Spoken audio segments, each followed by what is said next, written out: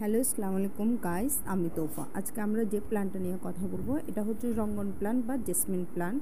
বেশিরভাগ মানুষের চেনেন। এটা অনেক ধরনের ফুল হয়ে থাকে, গোলাপি, লাল, তারপর হচ্ছে যে কমলা colour, pink colour, yellow colour, orange colour, অনেক টাইপসের ফুল হয়ে থাকে।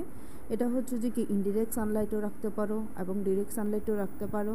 এটা হচ্ছে মাসে দুইবার কম্পোস্ট সার দিতে হয়। আর এটা আমি কীভাবে রিপোর্টিং করছি দেখো, মাটি, গোবর সার নিচ্ছি আমি, তারপর হচ্ছে কোকোপিট নিচ্ছি, তারপর হচ্ছে নিমখালি, সব কিছু ভালোভাবে মিক্স করছি। মিক্স করে হচ্ছে গাছটা রোপণ করছি। রোপণ করার পর হালকা একটু পানি দিয়ে দিছি। এই গাছটা যদি তোমরা খুব ভালো সুন্দর করে রাখতে চাও তাহলে এটা বেলকনিতে রাখবা।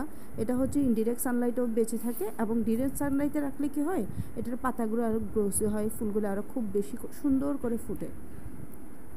আর এটা তোমাকে একটা খুব ভালো এস্থেটিক লুক দিবে, দেখতে খুব সুন্দর লাগবে। এটা হচ্ছে পানি দিবা, মাটি যখন একেবারে শুকায় যাবে তখন পানি দিবা। এটা মাটিটা হচ্ছে ময়শ্চারাইজ পছন্দ করে, কিন্তু সগি না।